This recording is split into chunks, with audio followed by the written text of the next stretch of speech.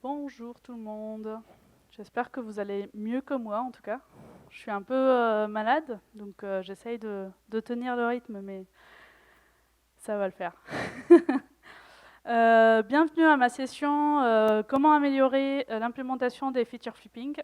Qui a déjà utilisé des feature flipping ou des flips, on va dire en général? Parfait. Ok. Il y a pas mal de monde. Alors, moi j'aime bien toujours commencer par me présenter déjà. Je m'appelle Dora Bartagis, je suis VP Deck chez Arola. Donc je fais partie de la direction technique d'Arola. Je suis aussi co-auteur d'un bouquin qui s'appelle Softwarecraft aux éditions Duno. Et j'ai plusieurs casquettes puisque je suis dev depuis plus de 16 ans maintenant et je fais plutôt des missions de conseil et de coaching actuellement.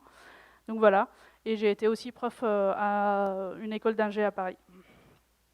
Arola, c'est quoi? C'est une ESN parisienne. On a un stand si vous voulez passer en parler plus. Mais on fait principalement de l'assistance technique, du conseil, du coaching. Et aussi, on est un centre de formation de tout ce qui est autour du craft. Donc TDD, les pratiques qu'on connaît, TDD, BDD et Domain Driven Design. Mais aussi au-delà, tout ce qui est aussi technique aussi, par rapport au dev. Je voulais commencer parce que ce talk, je ne l'avais pas forcément prévu avant, et en fait, tout a commencé sur X, Twitter, par une discussion, ou plutôt une question de Jordan. À l'époque, il demandait quel est notre feedback par rapport au feature flipping, et ma réponse, elle était un petit peu négative pour certains, puisque je considérais ça comme un smell. Et donc, après une longue discussion sur Twitter, comme d'habitude, j'ai promis un article pour parler dessus. Et puis, il y a Yannick qui m'a contacté, un des organisateurs de Flocon, qui m'a dit bah, je veux bien en parler, parce que ça serait un sujet intéressant pour Flocon. Et apparemment, j'ai bien vendu le sujet, donc je suis là. Voilà. Donc à partir de ce moment-là, j'ai commencé le travail. J'ai commencé par sketcher un petit peu de quoi je vais parler. Et puis j'ai proposé aussi le sujet dans ce qu'on appelle chez nous les forums ouverts chez Arola, trimestriels. C'est des espaces, je suppose que vous connaissez ce que c'est qu'un forum ouvert, c'est des N-conférences, il n'y a pas de planning prévu pendant la journée. Et puis en parallèle de ça, j'ai lancé une enquête. Je ne sais pas si vous l'avez vu passer sur LinkedIn, Twitter ou autres réseaux. N'hésitez pas à continuer à participer si vous voulez. Donc à partir de ces deux inputs-là, j'ai commencé à faire un vrai un vrai travail de recherche. Pas dans ce sens-là, mais on n'est pas loin. Donc je voulais déjà remercier toutes les personnes qui ont participé à l'enquête, que ce soit par des réponses directes ou indirectes, et tous les Aroliens et Aroliennes qui ont aussi enrichi ce talk-là. Et pour revenir à l'enquête, effectivement, il y avait 92 personnes qui connaissaient, 92% des personnes qui connaissaient déjà le feature flipping, parce que c'était la première question de l'enquête. Et il y avait un espèce de consensus sur la définition. Déjà, avant de passer à la définition, moi je veux passer déjà par les noms utilisés, parce qu'on parle toujours de feature flipping, mais il y a plusieurs noms. On parle de flipper, de flag, de toggle, de switch, de conditional feature. Je ne sais pas si ça vous parle, tous ces mots, probablement. Et qu'est-ce que le feature flipping? C'est je désactive une feature dans le temps, en temps réel, sans livrer du code. C'est ça le but. Donc ça veut dire quoi? Ça veut dire que j'ai besoin de ce qu'on appelle une activation multiple d'une même feature. Donc elle est désactivée, je la désactive un certain temps, je l'active, et puis je la désactive, etc. À l'image un peu de l'électricité dans la maison. Donc vous avez l'interrupteur, c'est votre flip, ou flipper plutôt, ou toggle ou flag. Donc quand c'est une petite feature à l'image d'une pièce, bah, ça sera l'interrupteur qui est votre flipper. Au niveau de la maison, ça sera dans le tableau d'électricité. Quand il s'agit d'un immeuble, ça sera plutôt le panneau électrique ou le tableau de répartition d'énergie. Et puis là, plutôt, on n'est plus dans une feature, mais plutôt une épique. Et là, clairement, on n'est plus dans une feature, ni épique d'ailleurs. La première fois que j'ai vu les feature flip, comme la plupart d'entre nous, je suppose, c'est en mission. Donc j'arrive en mission, on m'explique que toutes les features qu'on va développer, il faut avoir un toggle ou un flipper avant même de penser à implémenter quelque chose. Et le but, c'est de la livrer, en tout cas en désactivé, et ensuite l'activer si besoin. Et donc on avait à chaque à chaque feature un flipper associé qu'on configurait en base et en active ou en désactive. Et ma première question, c'était pourquoi on faisait ça pour toutes les features? Parce que normalement, une fois qu'on a une feature spécifiée, identifiée, on a un besoin derrière, c'est qu'on a besoin de l'activer en prod. Donc pourquoi on le faisait dans toutes les features? Et la réponse était mieux encore. On a toujours fait comme ça. Classique. Donc en fait, ma réaction c'était, en fait, si on a besoin de le faire tout le temps comme ça, c'est que réellement le besoin n'est pas clair. Ou du moins, on n'a pas identifié réellement si on a besoin d'un feature flip ou flipper pour ce cas-là. Et plus le temps passait, plus je me rends compte que l'utilisation qu'on faisait des feature flippers n'était pas forcément la meilleure. Et donc il y avait quand même un travail potentiellement à faire. Et donc j'ai commencé à mettre le nez dedans. Et j'ai commencé à creuser un petit peu sur le projet déjà dans lequel j'étais, en analysant tous les feature flippers qu'on avait, et en regardant le nombre de features actives ou par rapport à celles inactives. Quand est-ce que ça a été mis en prod? Est-ce que ça a été effectivement désactivé à un moment donné? Est-ce qu'il y a une différence entre des environnements? Est-ce qu'il y a un ménage fait par rapport au flipper? Parce que je suppose qu'une fois qu'on l'a activé en prod, c'est qu'il n'y a plus besoin d'avoir ce flipper-là. On est serein avec la version qu'on va livrer. Et au résultat du compte, c'était un peu le bazar. Le bazar parce que, en fait, réellement, l'utilisation des flippers n'était pas adaptée à notre besoin. Du moins, à l'époque de l'équipe, dans l'équipe où j'étais. Et après, il y avait plein d'inconvénients qui venaient avec justement l'implémentation qu'on faisait avec le feature flipping. Le premier, c'est que les flippers n'étaient pas supprimés. Ensuite, il y avait des multitudes de if et des configs à gérer.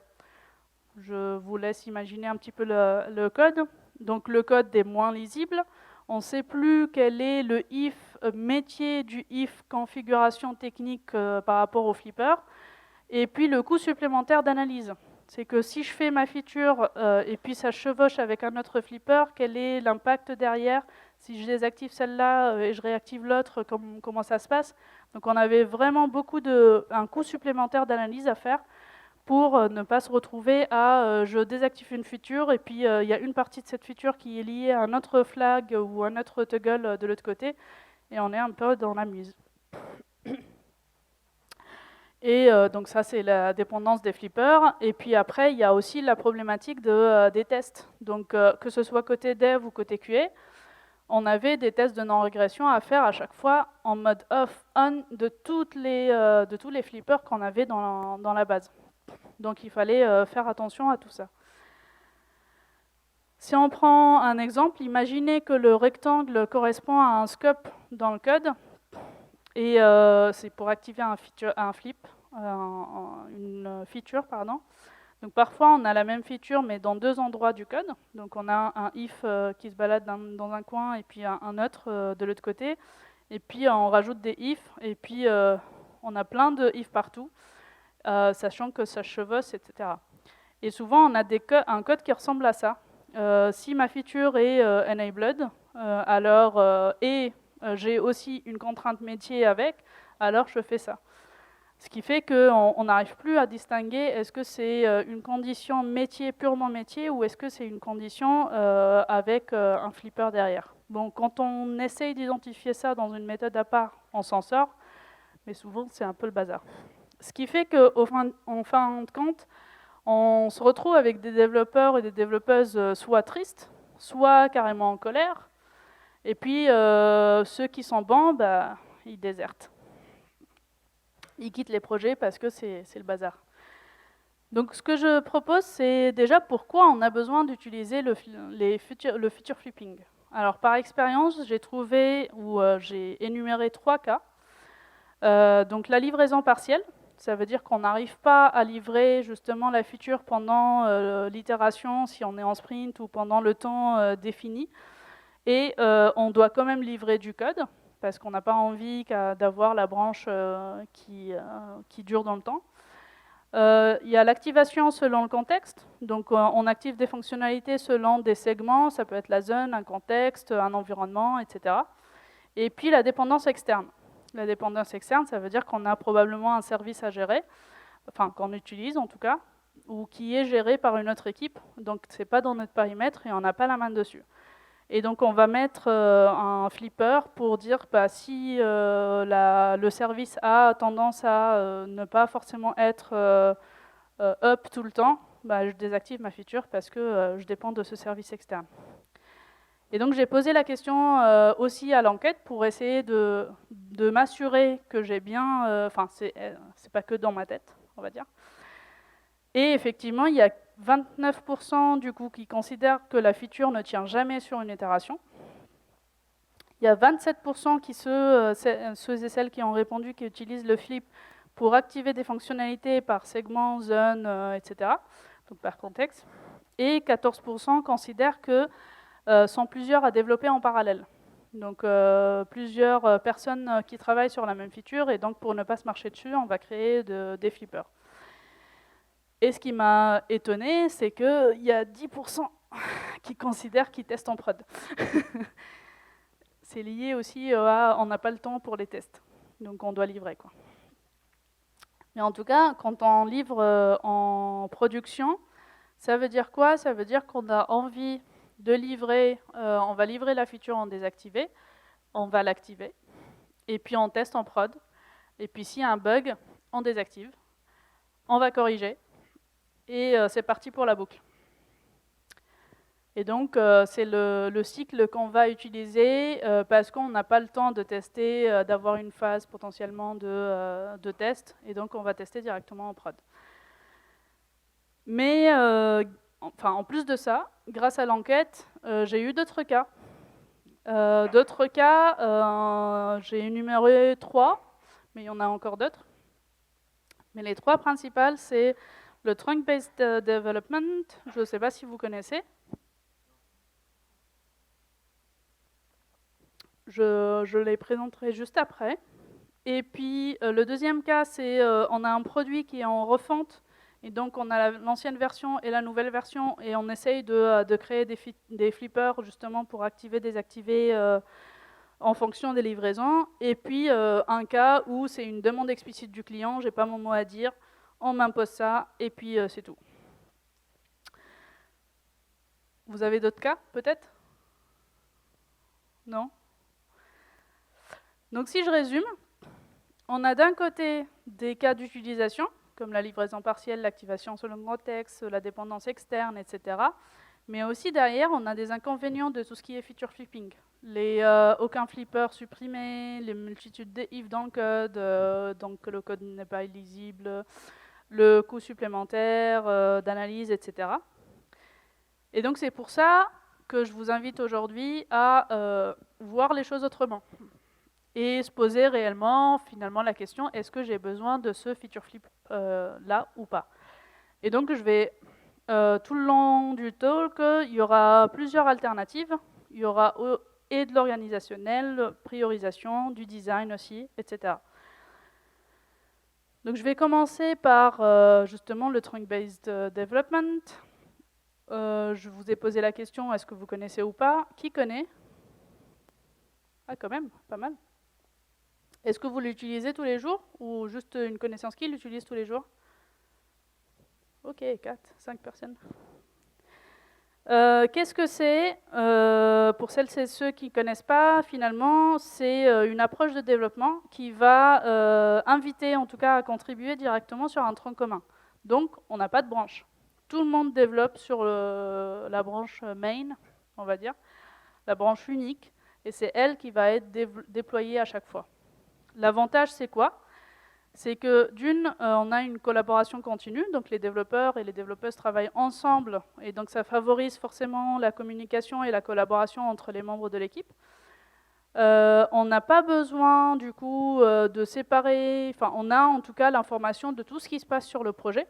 On n'est pas en silo, plusieurs équipes chacun à part. Deuxième avantage, c'est que ça réduit les conflits, du moins liés on verra après quand on a plusieurs branches. Mais en tout cas, ça réduit drastiquement le nombre de conflits qu'on va avoir, puisqu'on est tout le temps à jour, finalement. Et puis, ça favorise aussi l'intégration continue, puisqu'elle est facilitée naturellement, puisque les devs développent directement sur le tronc commun. Et donc, il n'y a pas de différence. Ma branche est vieille et il faudra la mettre à jour avant de merger ma branche sur le main. Et après, il y a la rapidité du déploiement. Il n'y a pas besoin de sortir une branche release pour ceux qui utilisent du Gitflow, par exemple. À quel moment je vais déployer, etc. Je sais que le dernier commit qui est fait, hop, je livre ça. Vous l'avez compris, le trunk-based development, ça arrive en réaction du branch-based development que potentiellement vous connaissez, qui est tout simplement, je crée une branche par feature. Donc j'ai ma branche main, là, et à partir du moment où je crée une nouvelle feature, je crée une branche. Et finalement, ça arrive où, à certains moments, au moment du merge, j'ai des conflits. Donc, qu'il faudra bien sûr les gérer, etc. Chose qui arrive rarement quand on fait du trunk base. Donc voilà, je disais le trunk based development, c'est en réaction par rapport au branch based development. Et il y a une question qui se pose, parce que si je suis en trunk based, comment ça se passe pour livrer ma feature B alors que je ne l'ai pas fini? Donc là, le cadran, on va dire violet, que je release, en fait, ma feature B, elle n'est pas complète, donc elle n'est pas forcément déployable en l'état. Et c'est comme ça que souvent on associe le feature flipping au trunk-based development, en tout cas, parce que justement l'idée c'est de livrer la feature B en off jusqu'à ce qu'elle soit finie. Finalement, le trunk-based development, ce qu'on va faire, c'est qu'on va activer uniquement une fois notre feature. Donc elle sera désactivée, désactivée, désactivée jusqu'au moment où on est prêt pour la livrer, pour qu'elle soit en tout cas utilisable. Et là, on l'active tout le temps. Sauf que, rappelons-nous, tu garderas la question pour la fin. Rappelons-nous, ce qu'on s'est dit, c'est que normalement, le feature flipping, c'est pour une activation multiple. Donc en fait, là, on n'est pas en train de réellement utiliser le feature flipping tel qu'il était conçu à la base. Et celles et ceux qui utilisent du trunk base avec du feature flipping, en fait, ils sont en train, ou elles sont en train de faire du branch based déguisé. Parce que c'est la même chose. Pour la livraison partielle, est-ce que justement c'est un des cas qui vous pousse à le faire aujourd'hui, à utiliser le feature flipping? Qui utilise, en tout cas, utilise le feature flipping pour des livraisons partielles de features? Oui, quelques-uns. Ok. Le but de la livraison partielle, c'est que derrière, il y a un besoin de rassurer les clients, de rassurer le management, de se rassurer nous-mêmes, pour dire qu'on est en train de développer quelque chose. On n'est pas juste en mode effet tunnel, où on développe pendant 1 mois, 2 mois pour finalement livrer quelque chose. Et surtout, ça permet de réduire le life cycle des branches. Donc l'idée, c'est, je ne garde pas une branche active pendant 2 mois parce que la feature n'est pas finie. Et donc la question qui se pose, c'est quand on est en sprint, par exemple, donc on a envie de livrer, on a des features, notamment celle-là qui est sur 2 sprints, je me pose la question, est-ce que ce lot d'US n'est pas livrable en l'état. Et souvent, la réponse est on attend la fin de la feature pour livrer la feature entièrement.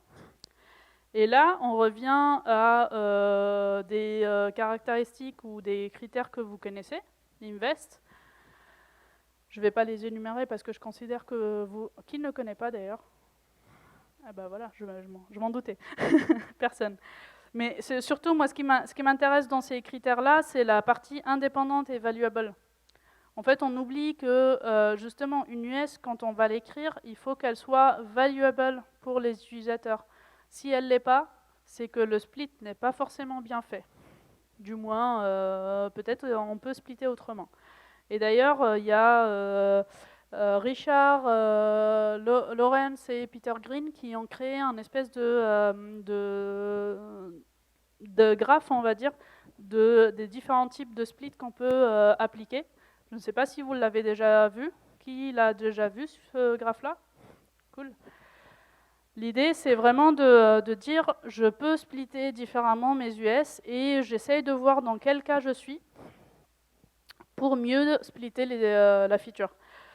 Et si vous considérez que ce type de split-là, c'est un petit peu compliqué, et c'est compliqué pour les équipes, enfin pour le PO ou la PO et pour l'équipe de dev, il y a une autre technique plus simple qui s'appelle le hamburger technique, qui consiste en disant, bah, il y a le top boon qui est la starting point, donc le main goal, la viande ou le steak, si on est en sandwich, en burger végétarien, disons. Donc c'est la core functionality. Et après, tout ce qui est détails d'emblème, etc., c'est les ingrédients qu'on va ajouter, comment dire, la salade, le fromage, etc. Et puis à la fin, c'est le endpoint pour le bottom bun. Et là, si on respecte à la fois le invest, on split correctement nos features, en fait, tout ce qu'on va livrer dans la journée, dans les 2 jours, bah, ça sera livrable en l'état. Et donc, on n'a pas besoin de feature flipping dans ce cas-là. Un autre cas, c'est l'activation selon contexte. Est-ce que vous en avez déjà utilisé? Est-ce que vous avez déjà... oui, 2, 3? Oui, quelques-uns. Qu'est-ce que c'est que l'activation par contexte? C'est, par exemple, je veux activer pendant la période de Noël, une feature. Je veux activer pour la France et l'Espagne uniquement, par rapport au reste des pays. Je veux activer cette feature pour l'environnement de développement, mais pas pour les autres environnements. Je veux activer, je prends le cas de l'A/B testing, pour un certain nombre, un échantillon d'utilisateurs. Et là, la question qui se pose, c'est est-ce qu'on a besoin d'activer ces features-là manuellement? Est-ce que ce n'est pas des critères finalement de métier dynamique? Oui? Moi, quand je vois ça, je me dis c'est métier. Il n'y a pas besoin d'un interrupteur pour éteindre ou allumer la lumière, quoi. Et en fait, dans ce cas-là, on est dans un cas d'un espèce de... Si on le représente un diagramme d'activité, on a des traitements, on a une condition qui correspond, enfin qui nous dit, en fait, on va utiliser un traitement qui correspond à qui satisfait les conditions, ou alors l'autre case. Et dans ce cas-là, pour les devs, en tout cas, on peut remplacer tout simplement les flippers par le design pattern stratégie, notamment. Et on va dire, bah, on va créer tout simplement, on a une implémentation de notre traitement initial qui va dépendre d'une interface, et l'interface sera implémentée par 2 implémentations, le cas qui correspond à la condition, enfin qui satisfait la condition, et l'autre cas qui ne satisfait pas la condition. Ça, c'est pour le cas simple, mais on peut aussi avoir des cas plus complexes, comme une gestion de campagne. J'ai déjà vu des feature flippers, oui, pour activer des fonctionnalités par rapport à la période de solde, ou par rapport à la période de Noël, ou même pour le paiement, si jamais j'ai plusieurs types de paiements, où je veux combiner plusieurs types de paiements, genre je paye à la fois une partie avec les cartes cadeaux et sur plusieurs fois. bah, on avait des feature flippers pour ça. Mais en fait, ça aussi, c'est un cas plutôt métier. Et donc, ce n'est pas forcément des feature flippers manuels qui vont les gérer. Il y a une citation de Cyril Marcer qui disait si c'est trop important, enfin si c'est une feature en tout cas, c'est une feature et n'utilisez pas des flags pour ça. Donc selon le contexte, si c'est quand on est en mode activation selon le contexte, si c'est une nouvelle feature, c'est probablement, il faut se poser la question, est-ce qu'elle n'est pas une sorte de sous-domaine au sens DDD du terme, Domain Driven Design. Est-ce qu'on n'est pas en train de, je prends le paiement, c'est souvent peut-être un sous-domaine à part. Est-ce que je ne peux pas remplacer le feature flipping que je veux faire par un pattern, un design pattern du Gang of Four, etc. Type stratégie, décorateur ou autre. Et là encore, du coup, on n'a pas besoin de feature flipper. Je reprends maintenant l'autre cas, les deux versions en parallèle. Vous allez me détester, je suis en train de détruire tous les... Est-ce que vous avez déjà eu ce cas-là? Oui? Pas beaucoup? Ok. Là encore, on est dans un contexte de ce qu'on appelle deal with legacy.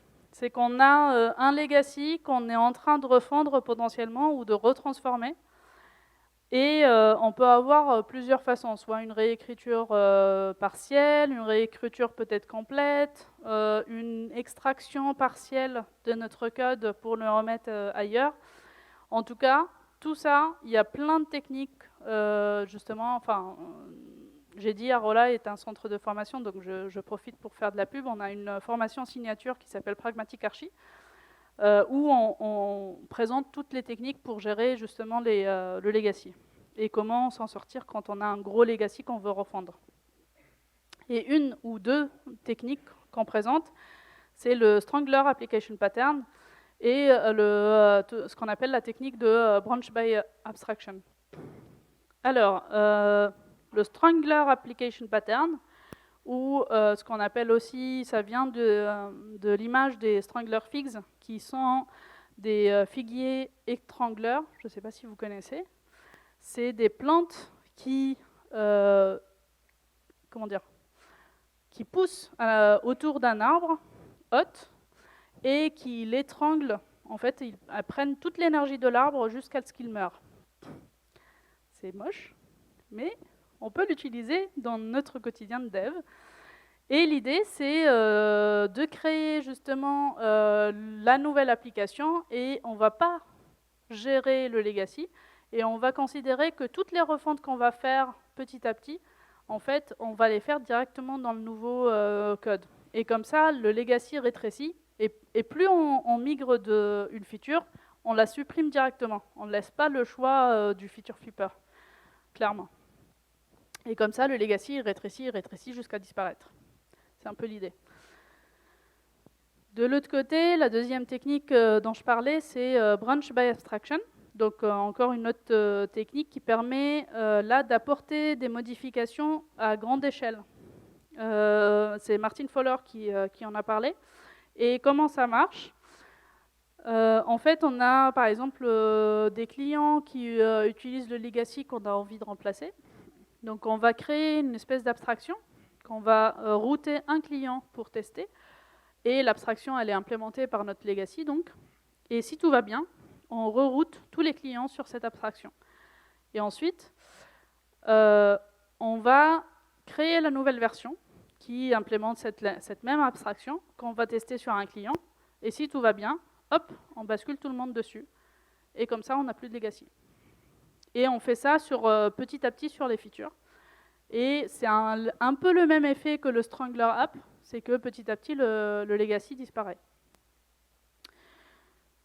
Donc en fait, pour les deux versions en parallèle, on va avoir effectivement les notions de comment je deal avec le legacy via les patterns et les techniques comme le Strangler App pattern et la Branch by Abstraction.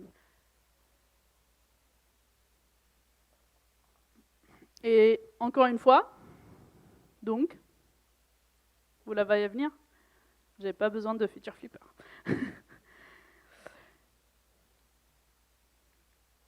Un notre cas, les dépendances externes. Est-ce que vous en avez besoin? Vous l'avez utilisé? Est-ce que vous avez déjà eu le cas? J'imagine que oui. Oui. On a souvent besoin d'une dépendance externe. Qu'est-ce que c'est? Donc, c'est un service dont on a besoin, mais qui n'est pas dans notre périmètre.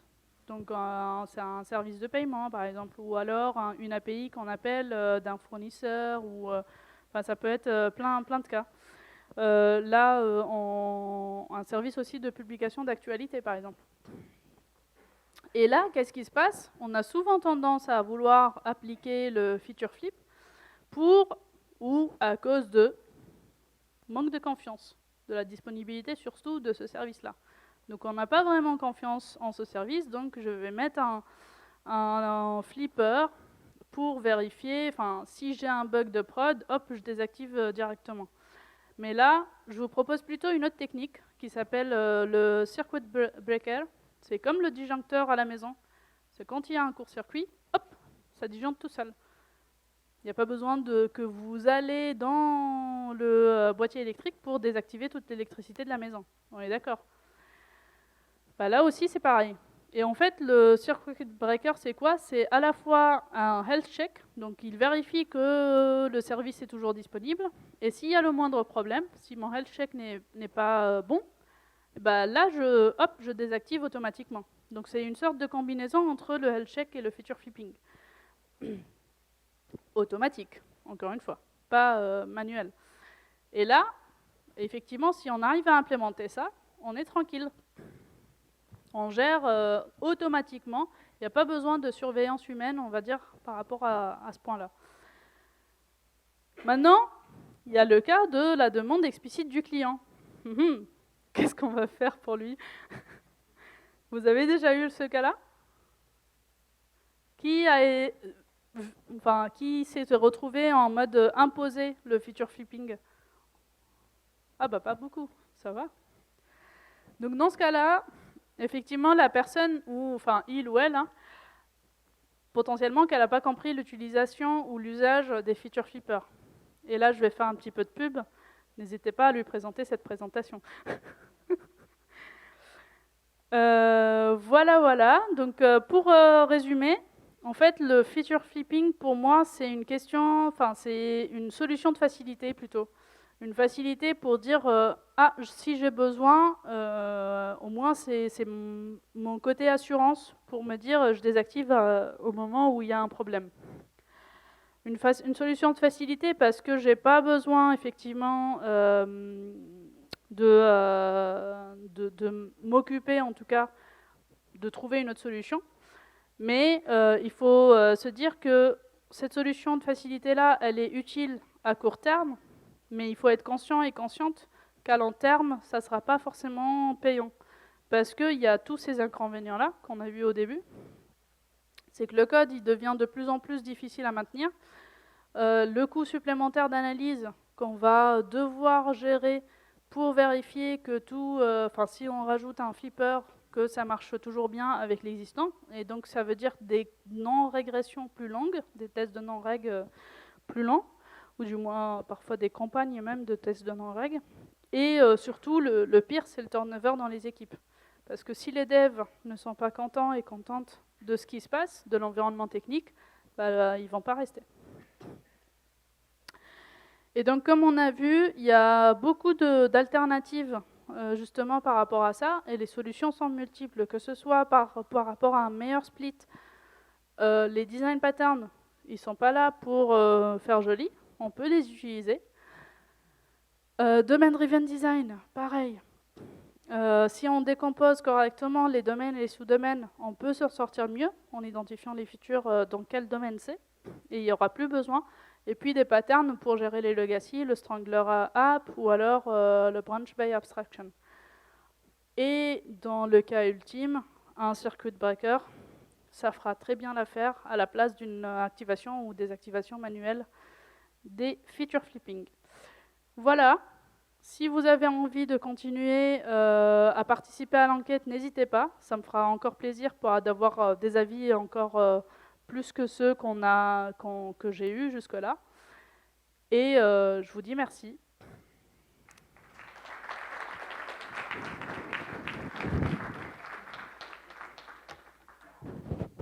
Je ne sais pas s'il y a des questions. Tout à l'heure, oui. Là.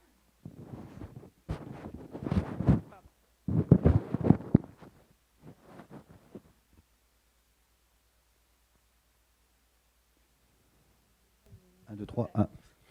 En fait, ma question de tout à l'heure, c'était sur le trunk-based development, où je me disais, pour pas avoir l'habitude de fonctionner sur ce type de flow Git, je me disais où est-ce qu'on fait les revues de code, contrairement aux demandes de MR qu'on pourrait avoir avec du branch-based développement. Bah, souvent, le trunk-based development, ça vient aussi avec du pair ou du mob programming. Quand on fait, donc la revue de code, on n'en a plus besoin. On le fait naturellement au cours du développement. Très bien, merci. Il y en a une là. Et puis...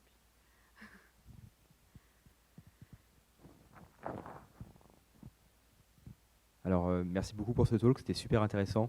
Je suis en plein dans le sujet parce qu'on est en train de voir pour implémenter du trunk-based. Forcément, les feature flags, tout le monde en parle, c'est un gros débat. Et des fois, on l'utilise bien, des fois pas bien. Il y a des cas où je me suis dit, ah oui, là, en effet, on aurait dû faire différemment. Donc, ça me donne de nouvelles idées, donc c'est super cool. Par contre, j'ai aussi l'impression que les feature flags, les gens sont attachés à ça parce que aujourd'hui, il y a des SaaS qui fournissent des feature flags avec les gens, même non-tech, qui sont autonomes pour définir leurs flags, définir les conditions des flags, les activer, les désactiver. Et il y a des équipes aussi avec des gens du produit, etc., qui sont, j'ai l'impression, aussi attachés à ça, à le fait de ne pas avoir à passer par l'équipe de développement pour changer une condition d'un flag existant, dire bah non, non, c'est plus 2% des utilisateurs, c'est 5%, ou bien je change le pays, ou bien, etc. etc. Je ne sais pas si tu as eu des retours aussi sur ça, sur le fait que beaucoup de systèmes de feature flag, en fait, donnent aussi l'autonomie de créer et customiser les flags à des équipes qui ne font pas partie, on va dire, qui ne sont pas techniques en fait, qui ensuite ont de l'autonomie sur ça. Merci. Effectivement, souvent les feature flags sont, enfin l'activation en tout cas et la désactivation est faite directement par les PO. Et ça aussi, enfin en tout cas moi ce que je conseille souvent c'est de dire au lieu d'arriver au moment où pourquoi on a besoin d'activer désactiver, c'est qu'il y a un manque de confiance aussi. C'est ça. Et donc, au lieu d'arriver jusque-là et dire j'ai besoin de cette assurance-là pour me garantir que tout fonctionne, bah, travaillons en amont, le split des US, la priorisation, et est-ce que justement le pourquoi des choses, la vision du produit. Et là, tout de suite, on change du coup le cap. Il n'y aura plus besoin de feature flipping. Okay. Oui, c'est vrai. Le manque de confiance, c'est un vrai truc. Hein. C'est un vrai sujet. Merci.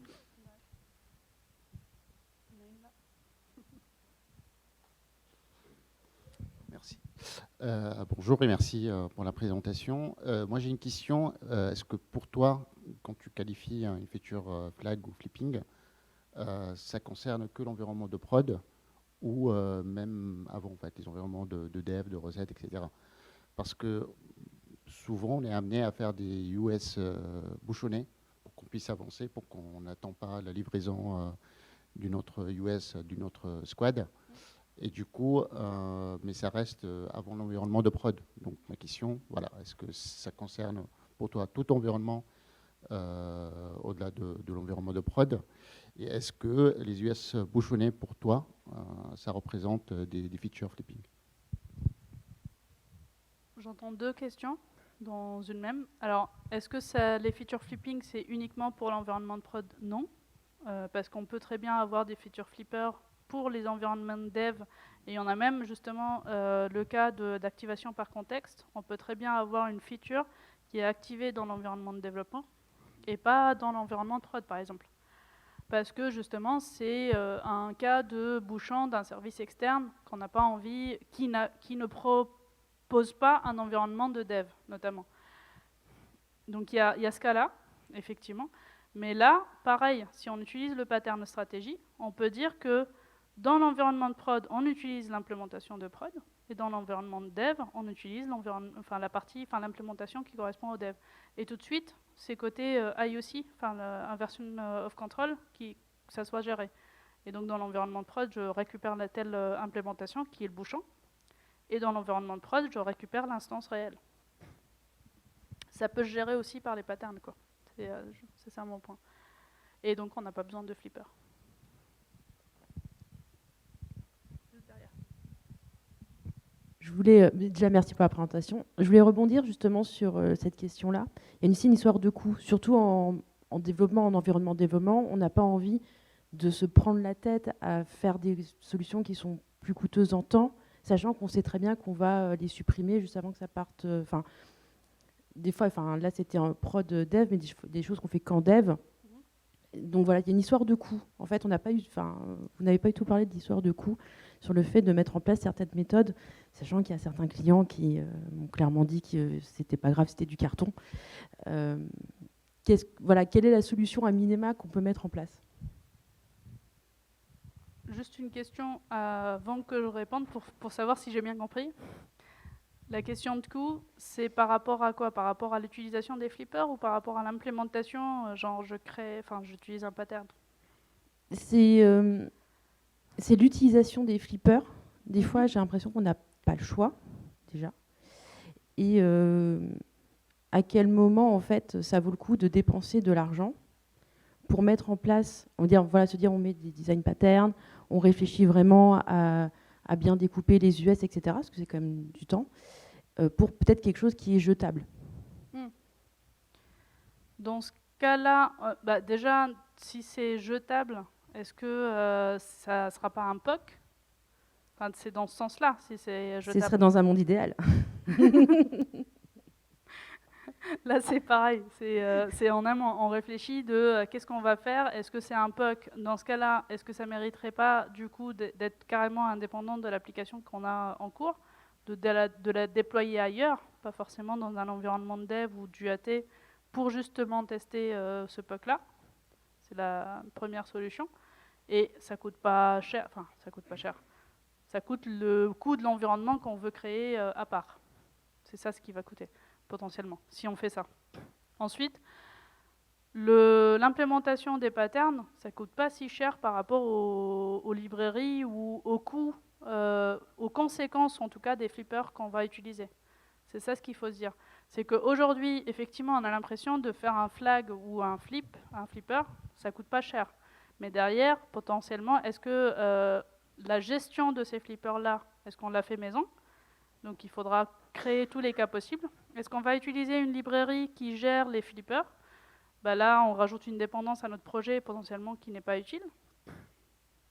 Et en parallèle de ça, faire un pattern stratégie tout camp, avec juste une interface et 2 implémentations, je ne pense pas que ça coûte très cher. Donc c'est un choix, mais je suis intimement convaincue que le feature flipping, c'est plutôt une solution de facilité. On n'a pas envie de réfléchir, on n'a pas envie de se prendre la tête, et donc on va utiliser la solution la plus simple, à l'instant T, mais qui a de conséquences graves à T+1. Merci beaucoup. Derrière. Il y a une question au milieu, juste derrière.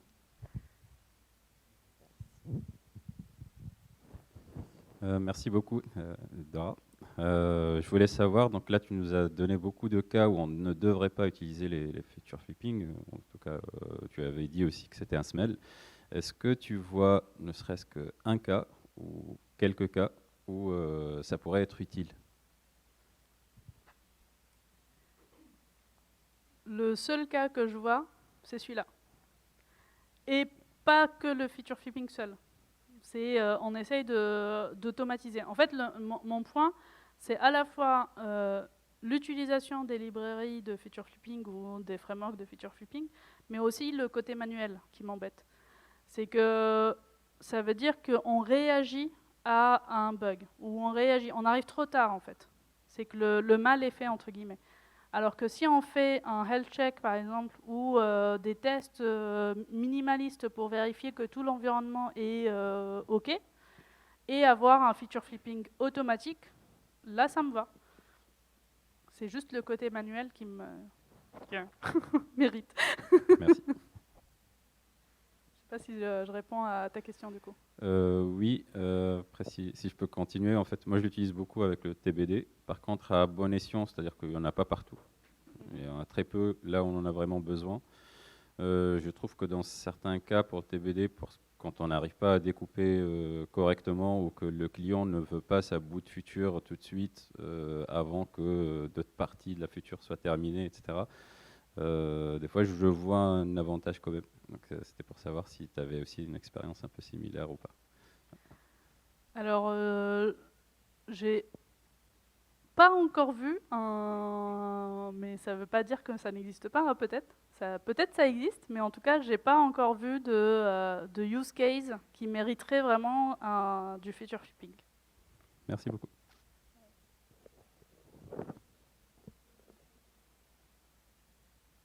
Eh ben, Merci. Un des cas que tu avais évoqué, c'était la partie test AB notamment. Là, comment tu le vois sans le feature flipping? Ou alors est-ce que c'est un abus de naming de parler de test AB et de feature flipping? est-ce que c'est un... j'essaie de reformuler ta question. Est-ce que le feature flipping, c'est un abus pour l'A/B testing, c'est ça? Oui. En fait, quand l'A/B testing est fait maison, souvent, enfin, je sais pas dans quel... Est-ce que tu l'as déjà utilisé?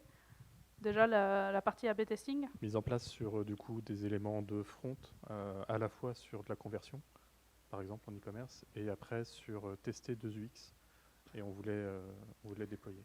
Et juste pour finir la question, notamment sur la partie UX, on s'est dit qu'on allait plutôt être dans une démarche de, c'est pas forcément la même, mais canary, c'est-à-dire de livrer progressivement et pas tous les clients en même temps. Et donc c'est pas de l'A/B testing, mais c'est plutôt du canary en fait qu'on a mis en place. En fait, la question qui se pose, c'est est-ce que l'A/B testing, c'est quoi? C'est je prends un échantillon d'utilisateurs et je les redirige vers une version et je garde tous les autres. Enfin, si j'ai 2 versions, après si j'ai plusieurs, j'échantillonne. Et la question qui se pose, c'est est-ce que l'échantillonnage que je fais, c'est quoi la règle pour identifier cet échantillonnage-là? Est-ce que c'est le nombre? Est-ce que c'est un profil particulier d'utilisateur? Et en fait, c'est ça la question. C'est quel est mon critère? Si c'est un critère métier, bah dans ce cas-là, c'est pas du feature flipping. C'est plutôt justement des critères métiers et ça veut dire que j'ai un choix si mon utilisateur correspond à ces critères-là, je le redirige vers là. On n'est pas forcément dans le feature flipping. Dans d'autres cas, peut-être que si c'est en espèce, c'est le nombre, je prends les 10 premiers, les 10 derniers, bah pareil, en quelque sorte, c'est j'ai mes utilisateurs et je les redirige. En fait, si tu veux l'implémenter de façon à utiliser du feature flipping, ça veut dire quoi? Ça veut dire que c'est pas un flipper que tu vas utiliser, c'est plusieurs. Donc on est d'accord, c'est-à-dire que l'A/B testing, c'est un autre sujet. Ce n'est pas le feature flipping. Oui, clairement, oui.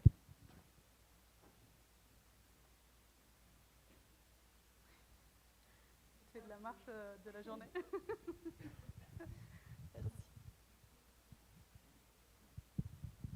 Merci.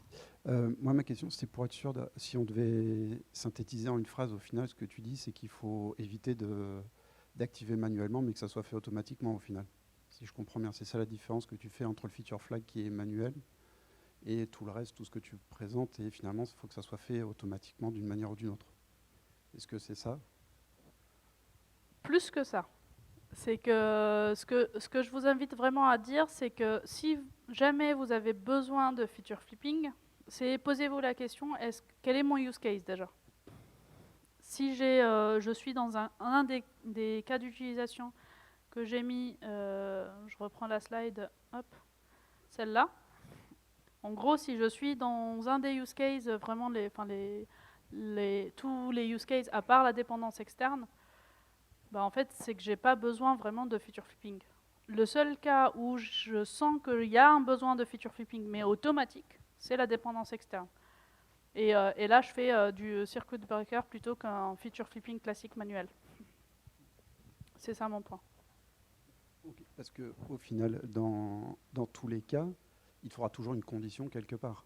Vu qu'il y a un chemin qui est choisi, que ça soit choisi statiquement à la compilation, un fichier de conf ou peu importe, Donc les if, ils existent toujours au Tout à final, on fait. est d'accord. Oui, oui. Alors, là, je parle de feature flipping en utilisant les outils et les librairies de feature flipping. Une condition métier, c'est en quelque sorte un switch, hein. Donc c'est un flipper naturel. Mais c'est métier, c'est pas technique, c'est une config en base que je set manuellement. C'est ça la différence. Ok, donc merci. D'autres questions?